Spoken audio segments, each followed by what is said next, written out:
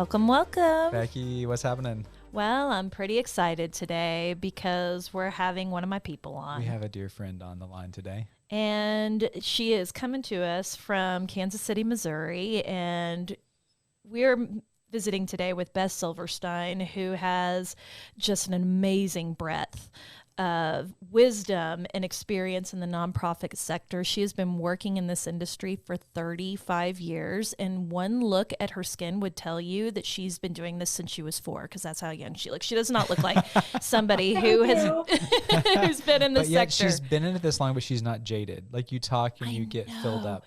And I think the reason that we connect so well, our little company, with Beth is because she is just one of these innovators and free thinkers. And she's not someone who's stuck in the old ways of fundraising. She's constantly trying to innovate. And she has recently started her own boutique consulting company. And I just love visiting with her because it makes me just reimagine the way that we can do things differently. So I want to give a little bit of background on Beth, and then I'll kick it to you to kind of fill in the dots. But Beth has been just a passionate professional in the nonprofit space and working with effective teams and working a lot with campaigns. She is a campaign powerhouse.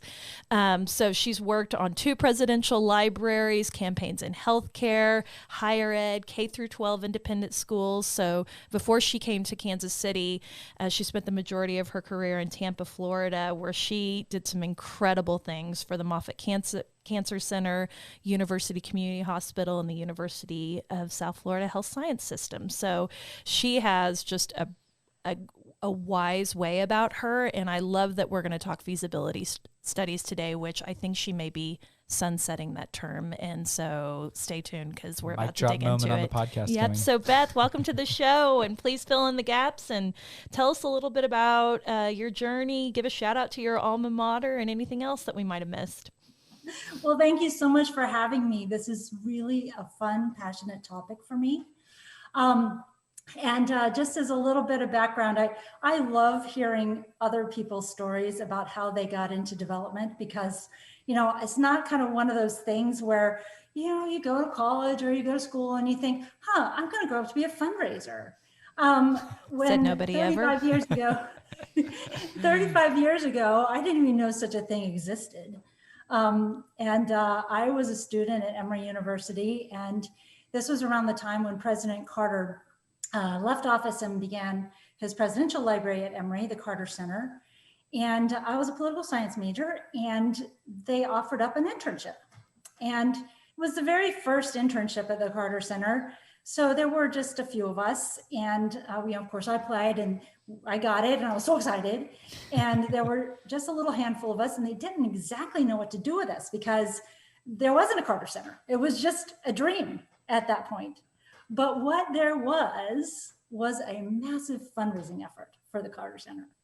And so they placed us in the development office in the Capital Campaign headquarters.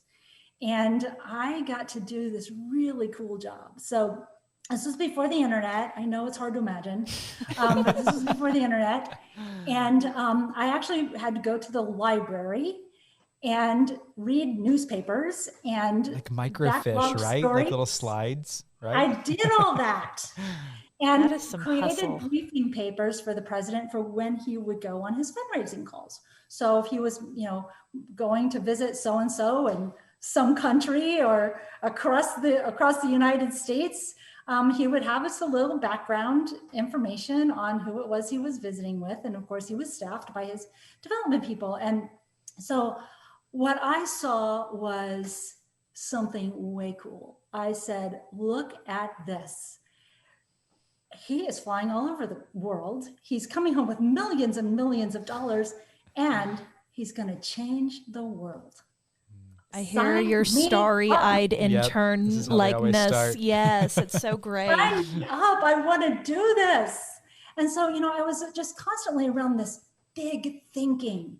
I was just inspired, empowered thinkers who set off on a journey, had a goal, had a problem, a solution, action steps, and off they went, and they were changing the world. And to this day, the Carter Center is doing amazing work worldwide. So imagine when I actually got to work there for a little while after college. And then I got my first development job. And so I moved and I went back to Florida and I got my very first development job. And it was really different. It was really different from that. How so?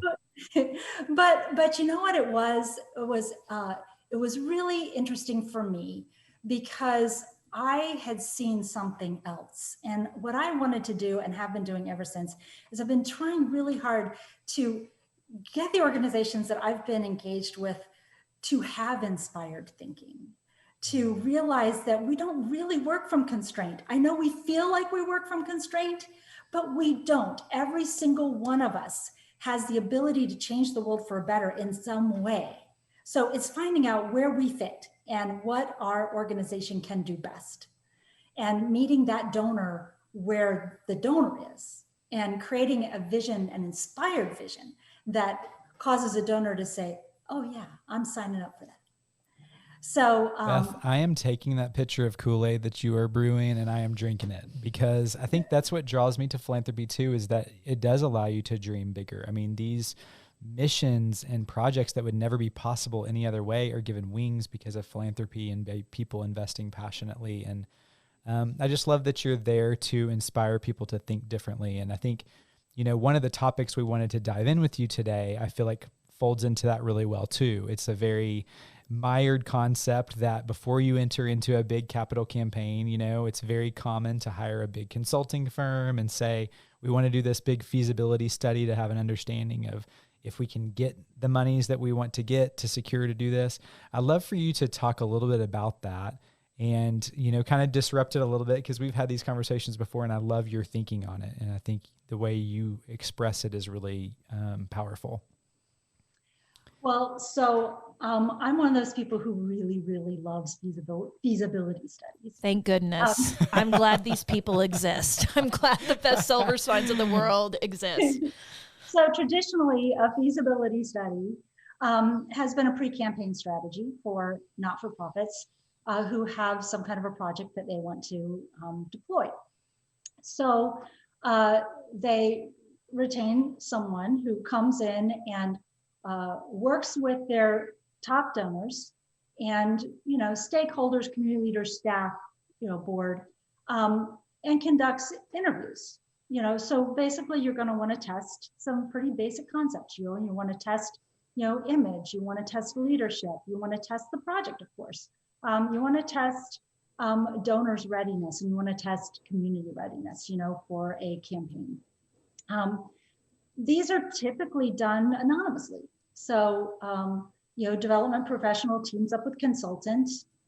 They schedule the meeting with the person that they're going to interview. They go into the meeting, development person introduces consultant and leaves the room. So that's just kind of how it's been done. And it's really kind of considered best practice. Well, when I entered into the consulting space, I joined a firm, Byrne Pulaski, out of Kansas City, and they did things differently. They conducted these studies with staff. And that was a major aha moment for me, because as the person who's been on the development side all these years, going through campaigns, we would always get a great report from our consultants, lots of quotes, lots of good information, but because it was anonymous, you could not attribute it to a specific donor. So you really didn't have that specific information going in when you're talking to your donor for your campaign. And that always felt frustrating to me. Mm-hmm. Well, when I had my aha moment about how this could be, and I realized that it makes so much sense to have the development team there, or somebody, the right person, to be there in the room, because that is an opportunity to steward your donor, to deeply engage your donor in the process. They're your donor. This is a way for you to really hear from your donor what their heart says about your project, or they may have fabulous feedback on a plan. They could have transformational information for you. that you now get firsthand, and you can guide the conversation and help lead the conversation. The consultant, and when I do them, I do most of the leading of the conversation so that I can ask the hard questions. You know, I don't want my development person to have to ask some of those hard questions. But I can ask the hard questions. And then when we start to engage in conversation, we can kind of bring that development person into the conversation a little bit more.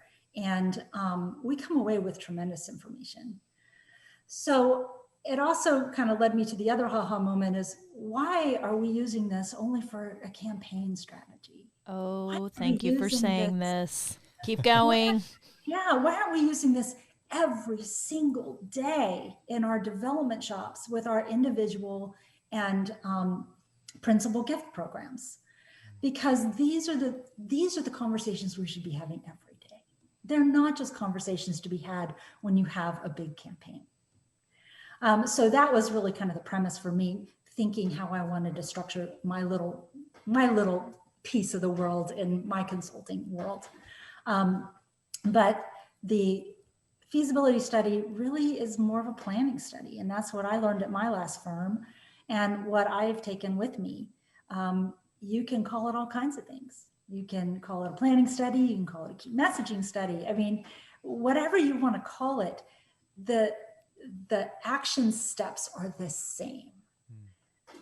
So, you know, as a public relations professional in my former life, I mean, to me, it almost feels like a very concentrated focus group, you know, where you're just going out and asking somebody their opinion. And I share your belief that this should not be something that is closed door. Why are we doing anything that shuts the door on conversation, on understanding? I want to know my donors entirely. I want to know what makes them tick. I want to know the answers to those hard questions because I don't want to trip on myself. I don't want to run into those landmines when I'm up against this donor. So I think this is a really fascinating exploration of this topic. And I'm going to play a little bit of devil's advocate right now because I want to know what you would say to kind of what I would call like the old level of thinking for someone that says, well, you know, the reason that I'm going in is to be an objective third party that can come in because they'll tell me something that they may not want to share with the organization. Perhaps it was a negative experience or perception or reasons that they don't want to connect. So what would you say to someone like that? Okay, so that's 100% valid. So what I would say is several things. So let me start. The first one is I did pose some of these questions when I first kind of started doing these interviews. You know, you're interviewing people who've been interviewed 100 times by 100 different firms. You know, philanthropists are the same philanthropists in the communities, and all the causes are really looking to that same group of people. So these are folks who have been interviewed many times by other firms. So I did ask the question of them. I said, you know, does this feel comfortable to you? You know, how do you feel about this? This is a little different approach from what you're used to. And without exception, they all said, I prefer this. I mean, this is my relationship. I'm not going to say anything to you that I'm not going to say to them. Right. So I am very comfortable and I like it. But there are definitely times when you would want to have more of an anonymous approach. So in cases where there is perhaps the organization is going through some kind of a leadership crisis, or there's been you know, problems in culture or some of those kinds of things, this is also a great way to start to fix some of that. So there may be opportunities where you start off with an interview and say you've got a specific objective, say this isn't a typical planning study or feasibility study, say this is a little broader conversation. And you have part of the conversation where you have staff in the room. And then if there is stuff that you kind of need to talk about, you've already worked this out with staff beforehand, and you then you have a private conversation if you need to really talk through leadership. It does take some inspired leadership at the not-for-profit level to really understand the benefit of that, because that can be kind of scary. Oh, you're going to talk about me. But leadership is a big deal, not just staff leadership, but of course, board leadership and community leadership. You want to really vet all of that. Most of the time, that's really straightforward, and you can vet it very comfortably and carefully within that context of the conversation. But there are times when those conversations should be private. I'm so glad that you said that, and I was hoping you would say something to that degree because,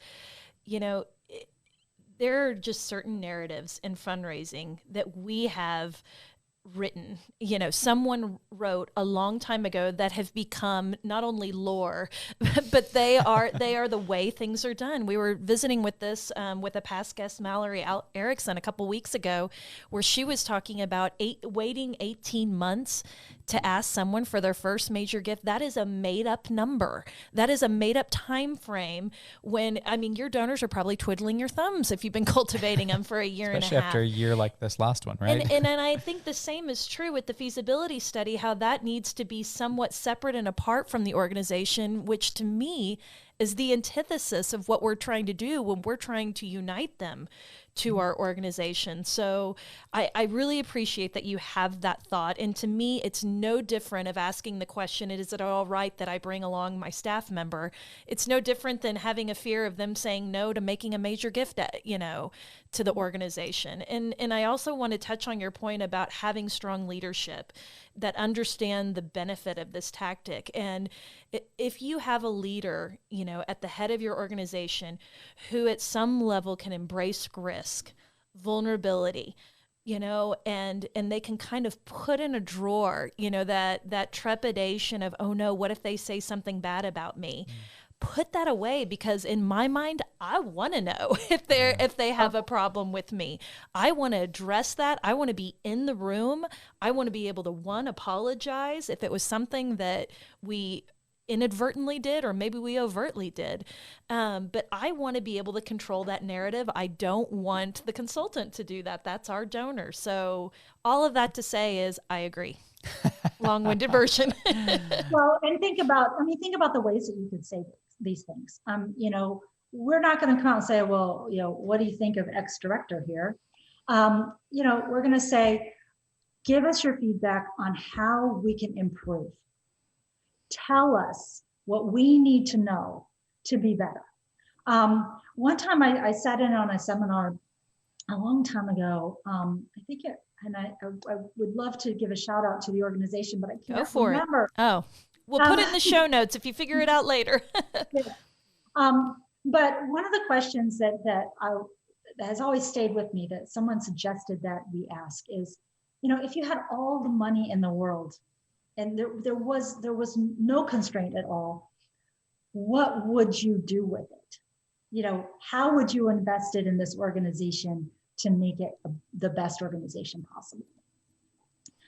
So, when you think about the talent of the people that we're interviewing, what they bring to the table is so much more than their dollars.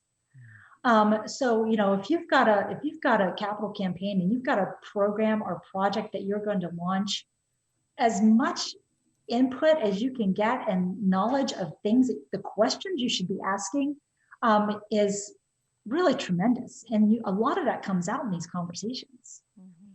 So they're just rich conversations. And then if you think about too, right now, we're living in this COVID world that has turned everything upside down on its head.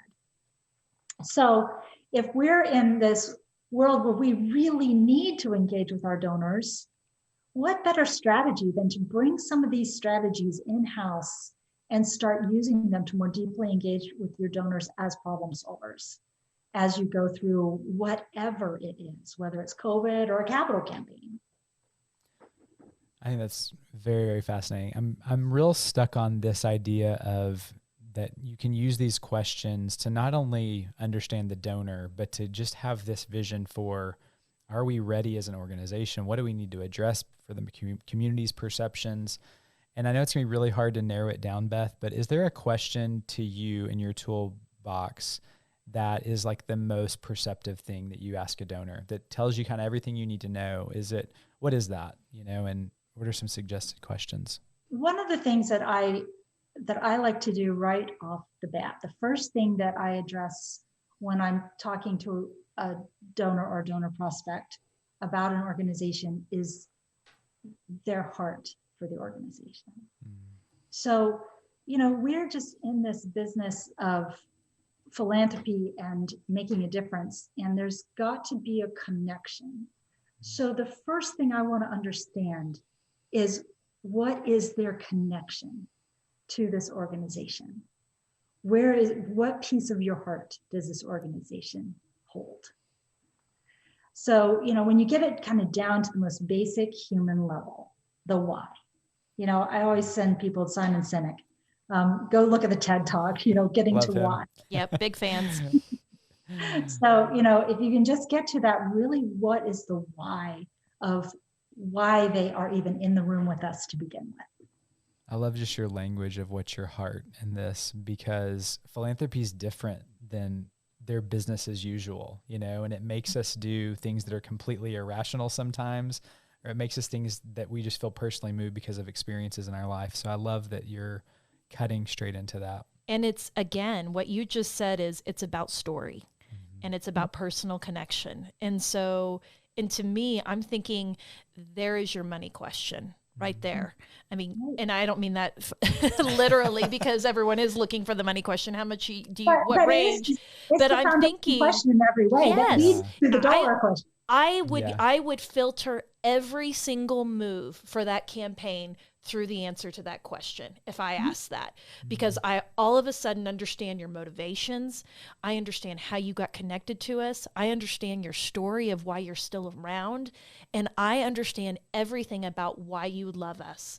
And if I know that, I can immediately understand, depending on your passion level, how plugged in do you need to be? How plugged in do you need to be to the volunteer component of this? Perhaps you're on the campaign planning committee.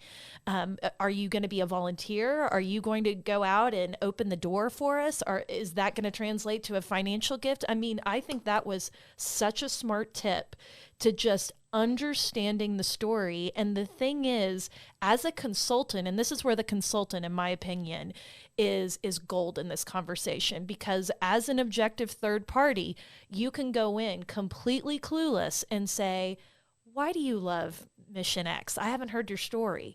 And they're going to tell it in a way that the staff member may have never heard.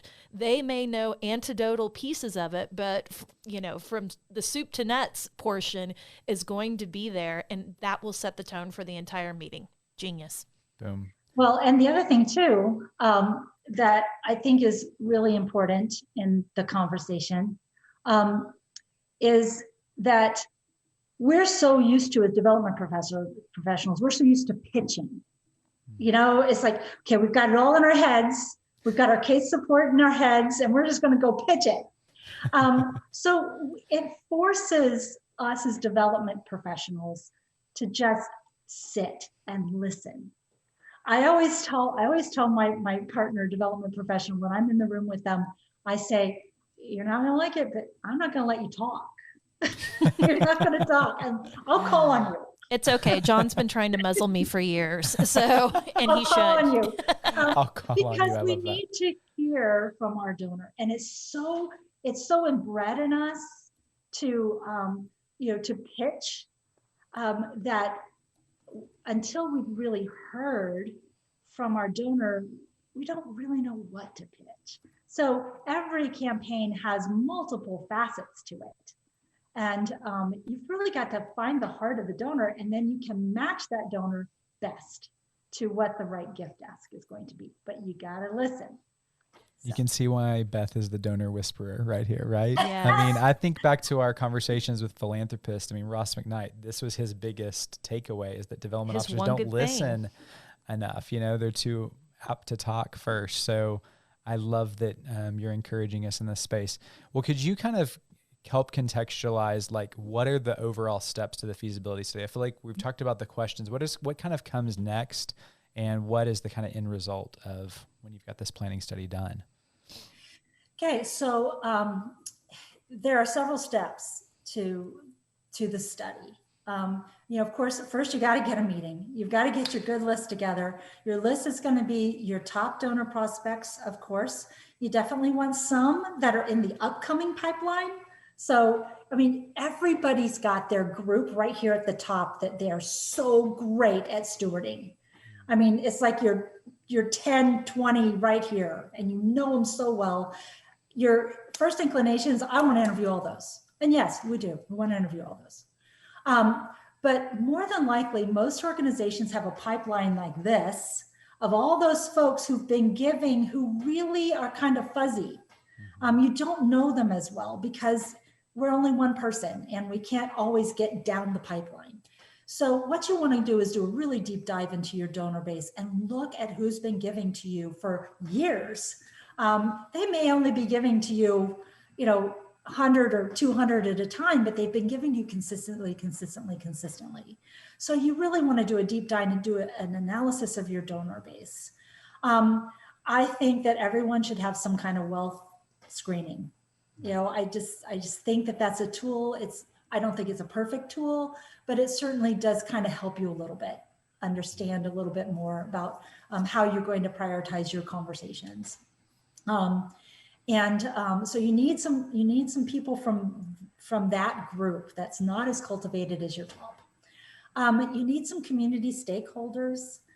We need probably one or two members from the board, and then focus groups. So if you've got a big board, you definitely want to have a couple of focus groups of your board so we can really kind of understand your leadership, and we can talk through some of that. So you're going to do a combination of individual interviews and focus groups. And that's determined based on your overall size of your donor base, and it's based on the overall size of your campaign. So it varies for everybody. And then you've got to decide, you prioritize your list, because I have to talk to these people. I want to talk to these people. It's okay if I talk to these people, but if I can't get appointments, it's okay.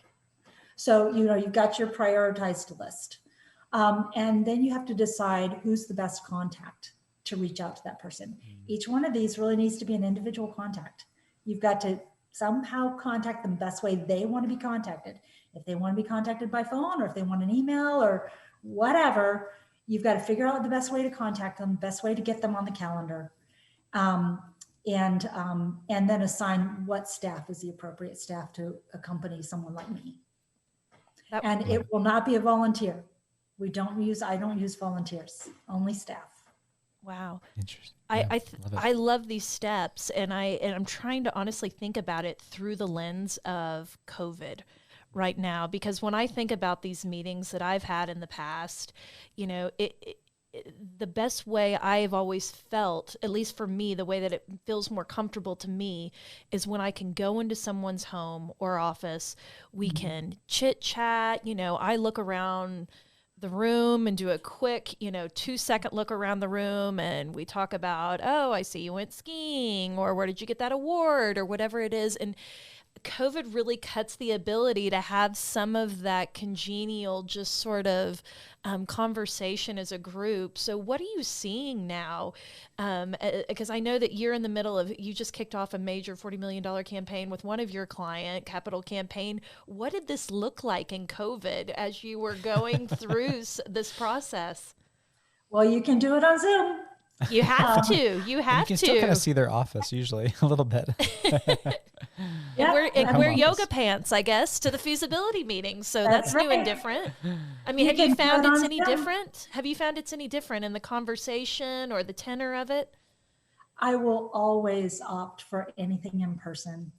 You will never be able to replace in person. But in this world that we live in now, this is what we have, and it's working.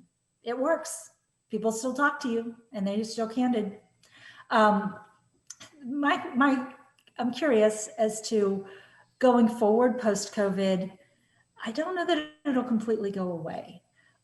it may be easier to get meetings if they're Zoom meetings. Yeah. Yeah, I think you're right. Sometimes it's kind of hard to get these meetings. And especially when you're working with a consultant and you've kind of got travel or whatever involved, it has really made it much easier to get the meetings. Yeah, accessibility is definitely a pro for something like People can this. stack meetings together so much tighter. Absolutely. Tightly. Yeah, I mean, I would really always prefer an in-person conversation, always. And you can use the chat function. I prefer having, like, if it's a husband and wife team, I prefer having both of them there. But a lot of times that's not how it ultimately ends up. You get one or the other, or, if it's a Zoom, it's one. But awesome. Yeah. Well, I just think that one other question I want to ask about this, because I think that something you've talked about with us offline that is so compelling to me is this concept of anonymity. And I am a big proponent of removing anonymity in some form within our sector. I think it creates a way.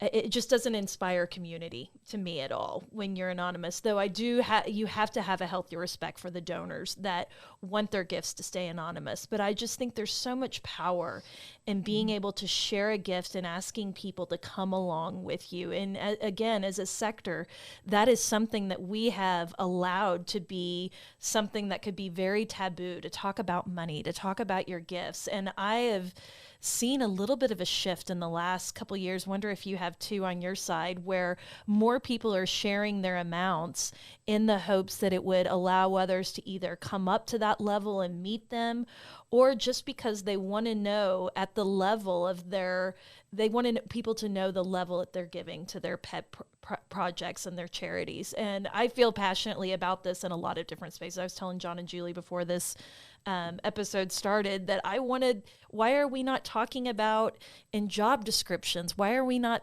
posting the salary? I mean, why would we waste anybody's time, by not telling them how much the job is worth? So I know you have some thoughts about why this should not remain anonymous with the consultants, and I'd just love for you to dive into that. So, like I said, there are compelling reasons why you might want to keep an interview anonymous or confidential. And, the going wisdom about it is that people will tell you more if it's confidential. But at the end of the day, we can't use that information. It's not helpful for that donor. It's mystifying. It's still muddy. I really think of things differently. I think of philanthropy as an investment. Pretend like our not-for-profits are really for-profit companies with just great causes. If we were a for-profit company and we were working with an investor, it would just be an investment. I mean, they're going to make an investment. They expect an outcome, right? They're going to invest in you. They're doing it for a reason. They expect an outcome. How is that any different in the not-for-profit world? It's not different. It's not. A donor invests in you. They expect a return on their investment, and that return is an outcome. Well, if you don't have all the information, then how do you ever really steward that donor? How do you ever really get to that outcome? Transparency is everything. People give when they feel an organization is worthy and they feel like it's a good investment. So if donor X is a friend of donor Y and donor X's gives them out and donor X says to donor Y, come alongside of me. Well, that's all information that should be transparent and can be transparent, and that can raise the bar for everybody. We love transparency. Just better together. Better together. I have to be sensitive about that because I understand that I am a person who will tell anybody anything about my life. I am an open book, and we have to respect that some people are not that way. And especially generationally, people, my grandmother's generation, some of my parents' generation, you just don't talk about money. So I do think that there's some awareness there, but I do think that our millennials, our Gen Zers, they're starting to turn that on its head because they are so public about their giving, and they're so open and wholehearted, and they invite their friends along, and they crowdfund, and they pick a donorschoose.org, and they share the story. And it's just a different way to look at philanthropy. And I have to tell you, I am just geeking out and loving it. Well, and also there's an entire cohort of donors out there who are just scared to death that they're going to be inundated by every not-for-profit. And that's valid. Absolutely. So, there are a lot of flaws in our structure as not-for-profits, a lot of flaws, and that's kind of one of them. So, that's another aspect of this whole COVID mess. We're going to have to really rethink a lot of things. And as we deepen our individual giving programs, we are more focused and targeted. So we're not going to blanket the philanthropic community. We're going to target our giving to people who want to be asked. That's beautiful. Well, something that I know we've chatted about offline that has resonated with me that I just want to give you a second to respond to is that, we talk about these feasibility studies that we have to go through this before we can do the thing. And I love that you have challenged me on that to say, no, if the thing is that important, like it just needs to happen, you just need to find the plan of how to get the money to do it. I think that is a really powerful way to kind of turn the whole thing on its head. So it becomes more, I guess, about finding the pathway and just say, we're going to keep searching until we find the pathway. Yeah. Right. It's your roadmap. So, when you have these conversations, that is absolutely your roadmap. That's where you're going to identify not only the dollars that you feel certain can come your way, but that's where you've really mined relationships. I mean, you've sat down with that donor prospect and had this conversation, and you've also asked them who they know who thinks like they do. Who do they know that's going to be passionate about what we're trying to accomplish here with this campaign? And you'd be amazed at all the names that come up, and they're like, oh, well, you know what? I know this person. And then you ask, well, can we work with you on this? And will you work with us to identify these folks and introduce them to us? And then you start all of the work, the individual giving work that is your everyday job. So, really working with our donors and prospects to deepen those relationships and deepen the engagement and broaden the engagement in a smart, orderly fashion.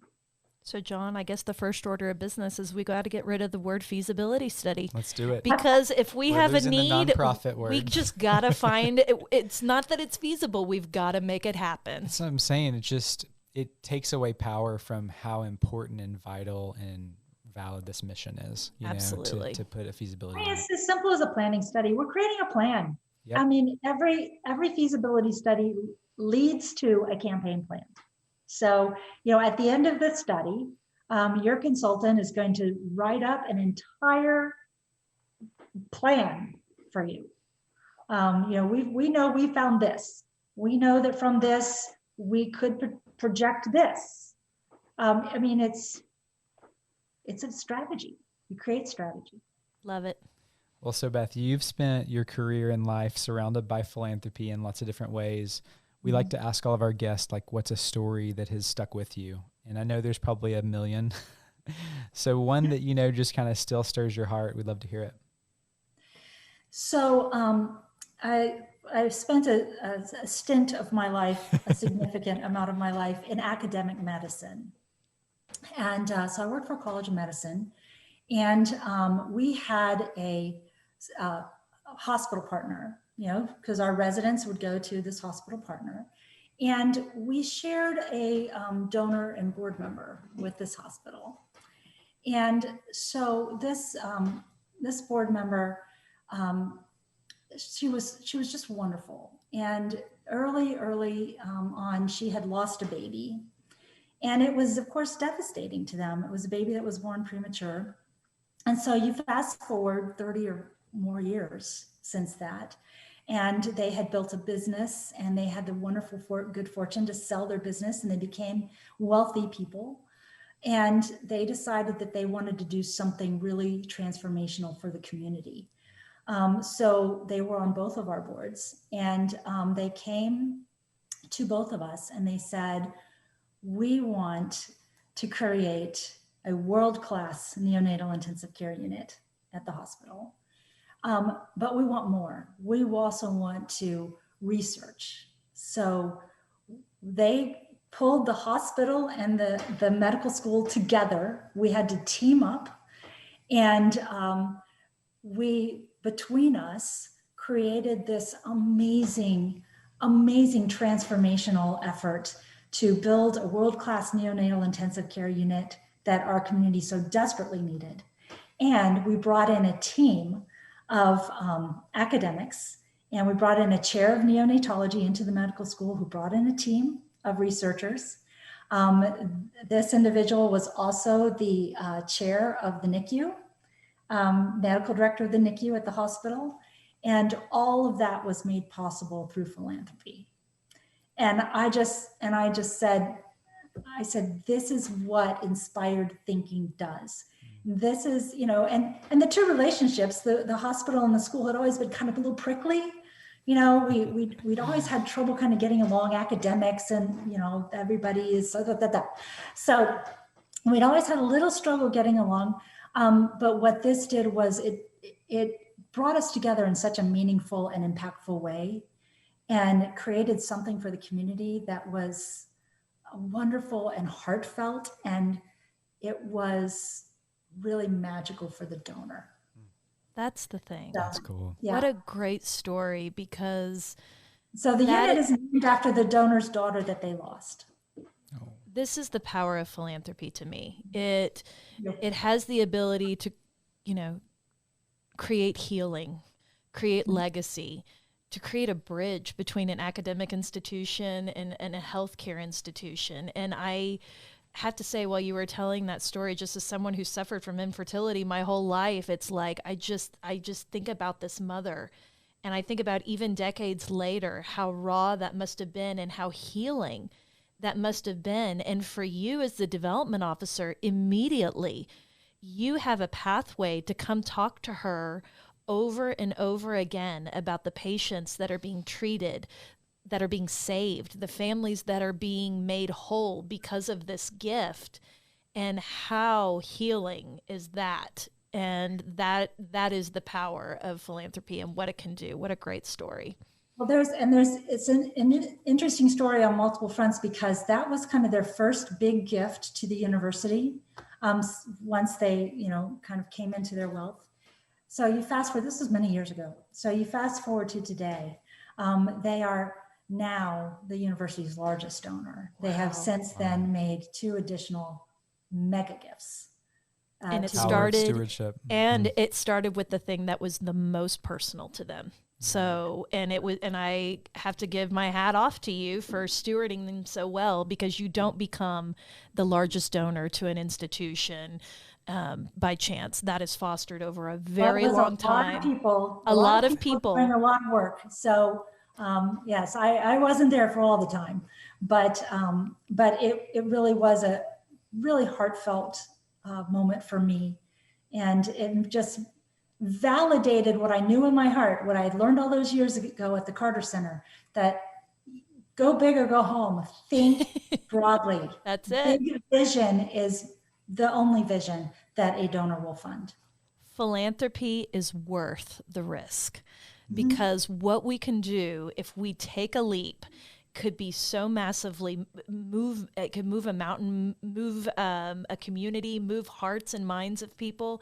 I just think that if you are not someone who lives and breathes in the philanthropic space, but you are listening to this podcast, find a way to tap into this, because it is soul filling. Come be a volunteer at your pet charity.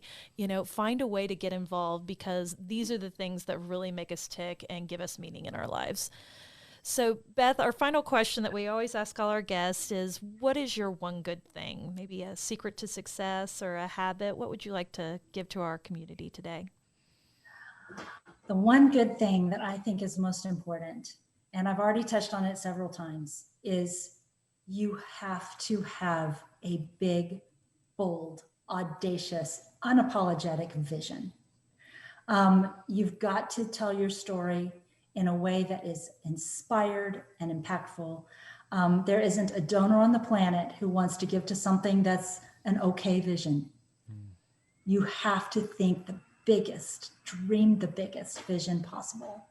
And if you do that every single day, you'll be motivated and you'll rise above some of the day-to-day constraints of working in a not-for-profit, and you will never be apologetic for asking for the big gift.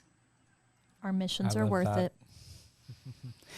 Beth, so how can folks connect with you? You've given us so much good content. You're going to have a little mini fan club seeking you out. So how can people find you online? Well, they can always find me through you guys, or you can always email me at beth@silversteinfundingsolutions.com. Awesome. We'll link that up in the show notes. It's my little company. You're on LinkedIn though too, right? I'm on LinkedIn. Yes, Elizabeth Silverstein. So there are lots of ways to find me. I'm passionate about this, so I'll always answer any question that comes my way or weigh in any way possible. So you're awesome. Yeah, I love this conversation. And when you start your career working for a former president who, let's be honest, if Jimmy Carter walked into a room and asked you for money, would you be able to say no? I don't know that I could, because I think he is so endearing and kind. I just love your journey. I love how you've grown and evolved and the way that you've been able to give your gifts to so many nonprofits. It's just been incredible, and we really appreciate you spending your time with our community today. Always good to see you, Beth. Thank you for having me.